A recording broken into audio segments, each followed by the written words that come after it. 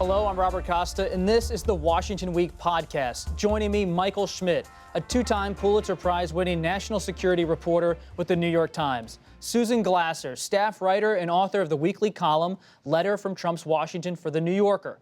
And Rosalind Helderman, political enterprise and investigations reporter for The Washington Post, who won a Pulitzer Prize this year for her coverage of President Trump and the Russia probe. President Trump's former attorney, Michael Cohen, pled guilty Thursday to lying to Congress about President Trump's involvement in a plan to build a hotel, a Trump Tower, in Moscow. At the same time, Russia was escalating attempts to interfere in the 2016 presidential election. Cohen worked with Trump for many, many years as his fixer. And there are two other names, however, that come up in the Mueller probe that we want to talk about here. Conspiracy theorist Jerome Corsi and political strategist Roger Stone, both Trump loyalists, and Trump allies to say the least. Corsi refused a plea deal from the special counsel because he said he was being asked to lie by Mueller's team. Stone is suspected of being a conduit between WikiLeaks and the Trump presidential campaign. It's a charge that he denies. Stone, Corsi. Let's start with Corsi, Roz. You think about this figure. He's kind of popped out of nowhere to be this major figure in the last few weeks. What do you make of Corsi and what it tells us about Mueller's probe? Yeah, this is such a sort of strange collection of characters in this portion of the story. Jerome Corsi, InfoWars guy, the guy who really kind of popularized and helped bring to Donald Trump's attention the fake birther theory that President Obama was not born in this country. He seems key as far as we can tell because he has now said that he told Roger Stone in August 2016 that WikiLeaks had John Podesta's emails. That's sort of astounding. He claims that he sort of just surmised this. He looked at what had been released by the WikiLeaks in July, didn't see Podesta emails, and decided they must have John Podesta's emails. Maybe not so surprisingly, apparently the special counsel's office does not believe that, and they have been pressuring him to find out who his link to WikiLeaks was so that they could kind of draw a link. WikiLeaks, Corsi, Stone, then maybe Trump. Susan, talking about WikiLeaks in Russia, how do you see that link? Is there a link between Russian intelligence at some level based on a lot of reporting and WikiLeaks and Julian Assange? Because that seems to be the key as Mueller looks at it, at least. Well, that's right. I mean, again, it does appear from what has been publicly available and what has been reported, by many journalistic colleagues in addition, that they're essentially WikiLeaks operated as a dissemination arm for Russian intelligence, the GRU, which is the Russian military intelligence in the case of the 2016 U.S. election hacking.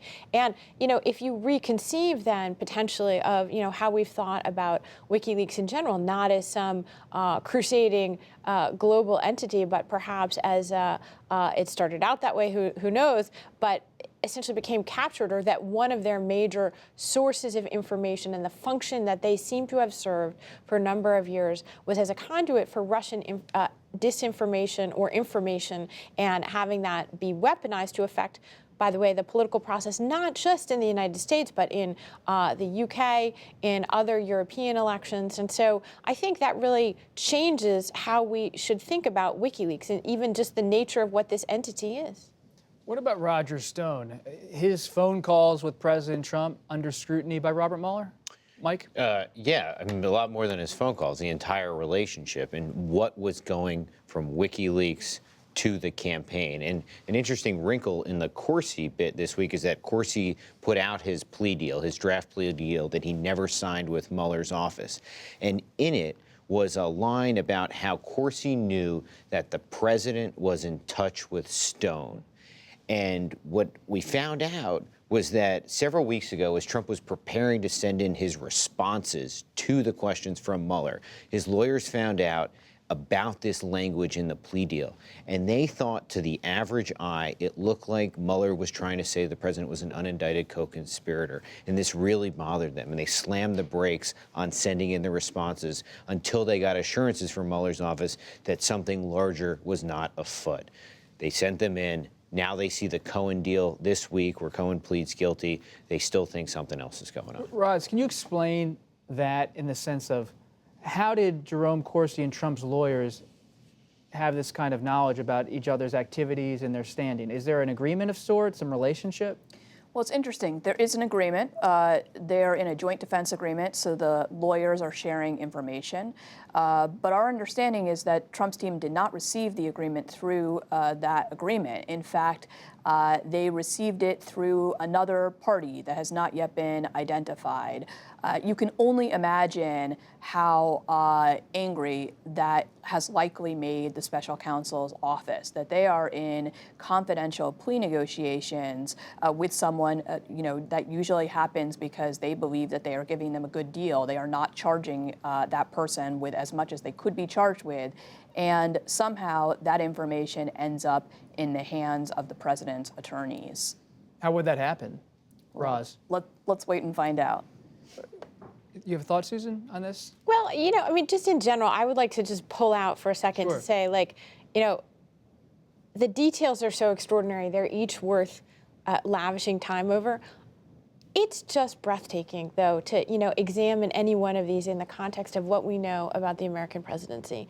And I feel like that's worth saying at least once in this conversation. For example, the idea of the President of the United States being in a joint defense agreement with someone like this figure of Jerome Corsi is truly breathtaking to me. We're talking about a kind of conspiracy theorist, propagandist, as you pointed out, one of the leading people to advance the false conspiracy theory that Barack Obama was not born in the United States. Okay, this is, again, really extraordinary. Today, you had the White House press secretary, Sarah Sanders, put out a statement from the White House, an official government statement. She's an official, she's a paid government employee of the United States, talking about the hoax, the rigged witch hunt hoax that the government of the United States is apparently carrying out against the President of the United States. Again, this is not something that we should just sort of say like, oh, well, isn't that just a quirk of this White House? Regardless of how these legal issues play out, this week has been one of those weeks that for me, that's really hit home. Susan, you've spent, sorry, Mike. But you don't even mention the most. I didn't mention hold on. You can't mention everything. No. But that this week, Rudy Giuliani said that they were getting real-time information from Paul Manafort's lawyer, Paul Manafort, who was cooperating.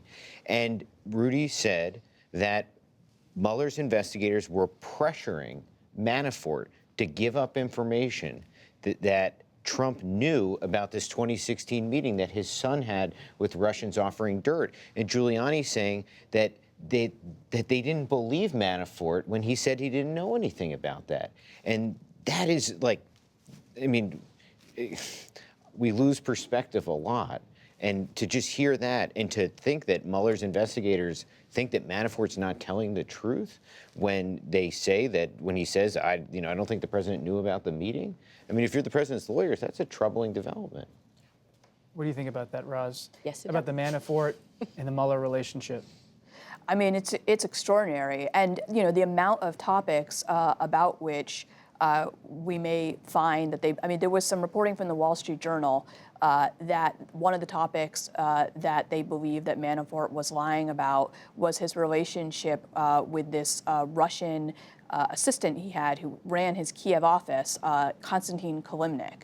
Konstantin Kilimnik has been assessed by the U.S. government to have ties to Russian intelligence. He met with Paul Manafort in the spring of 2016, and then on August 2nd of 2016, right in the heart of the Russian interference in the election. He was his liaison to the oligarch. He was Paul Manafort's liaison to the oligarch Deripaska, Oleg Deripaska. So if Bob Mueller believes that Paul Manafort has not been honest about his contacts with Konstantin Kilimnik, that is an extraordinarily interesting development. When you think about all these Russian figures, does anything stand out about these relationships with Manafort? You mentioned a little bit of this during the show, Susan, but any thoughts on that? Yeah, well, you mentioned Deripaska. I brought him up on the show as well because he is the central nexus, in a way, connecting Manafort and his activities inside Ukraine for the essentially deposed former President Viktor Yanukovych, who was Russia-supported, and Deripaska, a Kremlin-connected oligarch, and a gateway into the world of Russian money. And, again, I just can't emphasize enough for people, like, this is extraordinary that people who are in business with figures who are some of the wealthiest and most potentially corrupt figures you could deal with on an international level, to have them brought into the United States campaign. And again, what about even Vladimir Putin? There were reports, Felix Sater, I believe, associate of Michael Cohen, there was talk of a $50 million penthouse apartment in Trump Tower, Moscow, for Putin. Right. So I'm glad you brought this up, because this is one thing I have to say. First of all, can you imagine any normal country in which you would think that it was made sense, if you wanted to do a real estate deal, that you would get in touch with the president of the country? No. Unless you were corrupt, you assumed the president, him or herself, to be corrupt, and those around him. Presidents don't decide on real estate deals unless there's a system that is not functioning in a transparent manner, number one. Number two, the Russian system is a system of basically state-captured corruption. And Putin sits at the top of it. He's been reported by U.S. sources who've looked into this to be worth extraordinary sums of money. And the idea that this was the dream of Donald Trump, to do business with these people. Also, again, I come back to in the middle of the presidential campaign. Okay, so this, if I told you, without any names, like, well, there's a story about a presidential candidate of one country who has a decent chance to become the president of that country, who wants to get into business with the president of another country, Right, well, and is asking for their help. The question is, does it break norms or break the law? Or both. Final thought, when you look back at this week, I know you don't want to speculate, but based on your reporting, who's more important, who could be a bigger headache for President Trump, Michael Cohen or Paul Manafort? Oh, God, that's a hard one. I mean, I think they're both extraordinary headaches. I don't know that I can choose between them. Mike? I think it's Cohen, because, Manafort has at least shown willing to allow his lawyers to talk with the president's lawyers about what's going on. Wasn't happening on Cohen's side. Mueller just tore up his agreement with Manafort. I'm sure Mueller didn't want to do that. So they're sort of adverse to each other. And always, there's an interesting transparency about what the president says sometimes publicly, has stood by Manafort time and time again publicly, not stood by Cohen. We'll leave it there. That's it for this edition of the Washington Week podcast. You can listen wherever you get your podcast or watch on the Washington Week website. While you're online, check out the Washington Weekly News Quiz. I'm Robert Costa. See you next time.